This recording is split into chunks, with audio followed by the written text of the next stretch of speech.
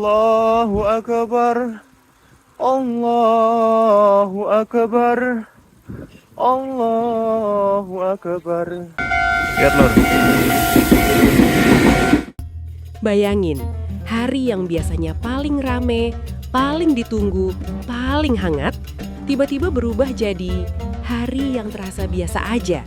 Nggak ada suara takbir keliling, nggak ada bau opor dari dapur tetangga, nggak ada yang teriak, maaf lahir batin ya. Yang ada cuma suara kereta lewat, orang Jepang jalan cepat, dan hidup yang tetap berjalan seperti biasa. Itu yang banyak pekerja Indonesia rasain waktu pertama kali ngerayain Lebaran di Jepang.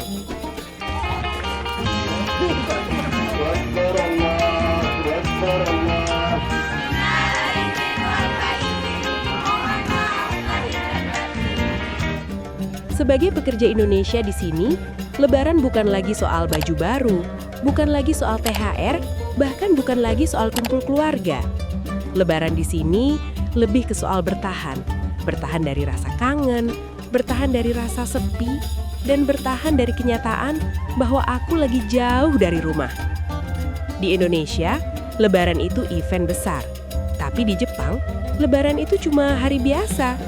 Dan justru dari situ, aku mulai sadar satu hal, bahwa makna Lebaran ternyata nggak sesederhana yang dulu aku kira. Tadi salah ngecas Maaf ya, maaf ya.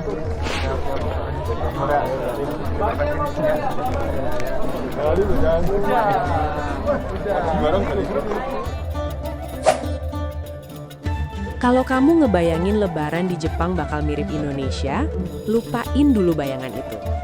Di sini, nggak ada yang namanya suasana Lebaran di jalanan. Nggak ada lampu-lampu hias, nggak ada takbir keliling, nggak ada masjid yang penuh sampai meluber ke jalan. Karena di Jepang, umat Muslim itu minoritas. Jadi Lebaran ya berjalan diam-diam aja. Biasanya orang Indonesia yang kerja di Jepang bakal nyari masjid atau komunitas terdekat buat sholat Id. Kadang harus naik kereta jauh, kadang harus cuti dulu. Setelah itu, nggak ada open house, nggak ada salam-salaman keliling kampung. Paling cuma kumpul kecil sama teman-teman sesama orang Indonesia.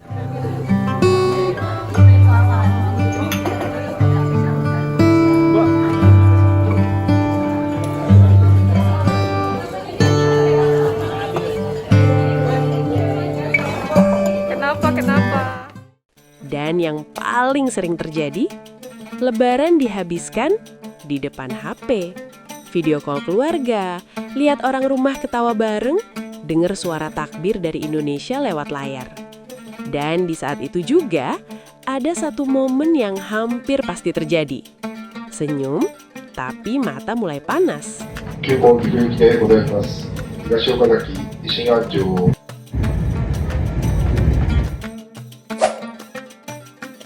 Coba kita bandingin.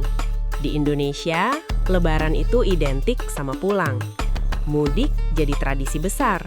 Orang rela macet berjam-jam, bahkan berhari-hari, cuma buat satu hal, kumpul keluarga. Rumah jadi penuh, suara jadi ramai, makanan berlimpah.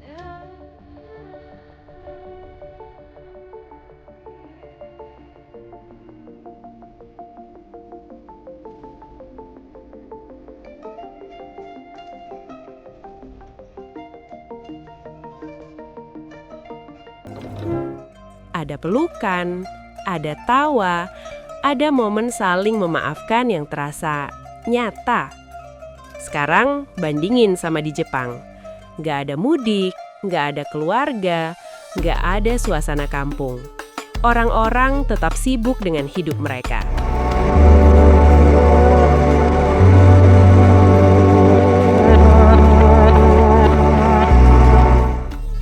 Perbedaan paling kerasa bukan di makanan, bukan di tradisi, tapi di rasa. Di Indonesia, Lebaran itu penuh. Di Jepang, Lebaran terasa kosong. Dan justru disitulah kita mulai ngerti betapa berharganya hal-hal yang dulu kita anggap biasa.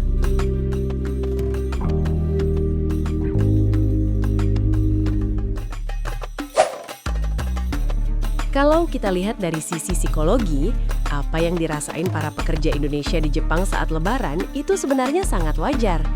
Ada satu konsep yang namanya homesickness, yaitu perasaan rindu yang mendalam terhadap rumah, keluarga, dan lingkungan yang familiar.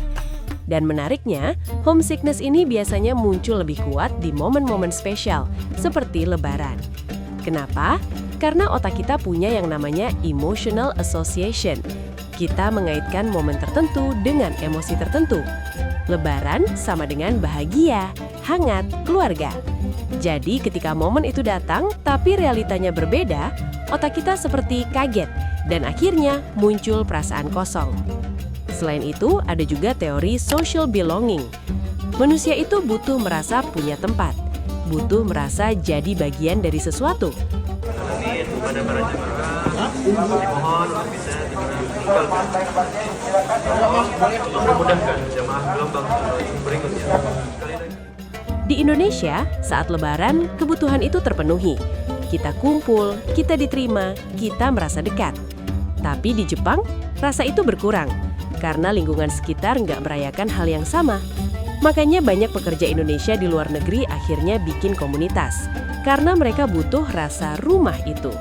Dan dari sini, kita bisa belajar satu hal penting, bahwa kebahagiaan itu bukan cuma soal materi, tapi soal koneksi. Bangku ada 5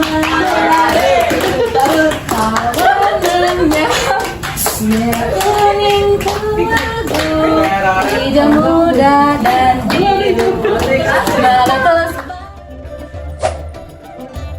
Akhirnya, setelah tahu gambaran Lebaran di Jepang, kita mulai ngerti sesuatu.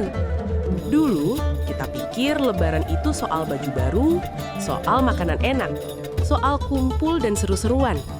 Tapi sekarang, kita sadar, Lebaran itu soal makna, soal siapa yang kamu punya, soal siapa yang kamu rindukan, dan soal seberapa kamu menghargai itu semua.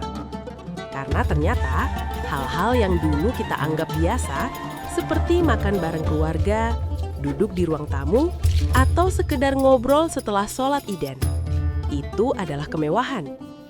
Dan seringnya, kita baru sadar setelah semua itu nggak ada. Terima kasih udah nonton video ini sampai akhir. Jangan lupa like, komen, share, dan subscribe ya. Sampai jumpa di video berikutnya.